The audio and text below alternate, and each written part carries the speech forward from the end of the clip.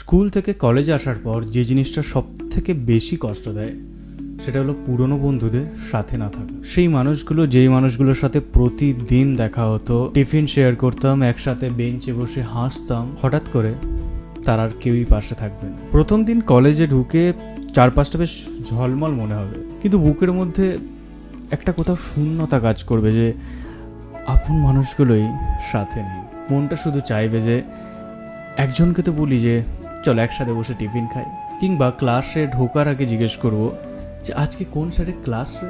আর তখন বুঝতে পারলাম যে এবার আমাকে নতুন করে শুরু করতে হবে। এই নতুন মানুষগুলোকেই নিজের করে নিতে হবে। জানো তো, বন্ধুত্ব জিনিসটা না বানিয়ে নিতে হয়, সময় লাগে, সাহস লাগে, আর সব থেকে ইম্পর্ট্যান্ট একটা খোলা মন লাগে। কেউ তোমার কাছে এসে বলবে না যে আমার বন্ধু, তোমাকেই আগাতে হবে।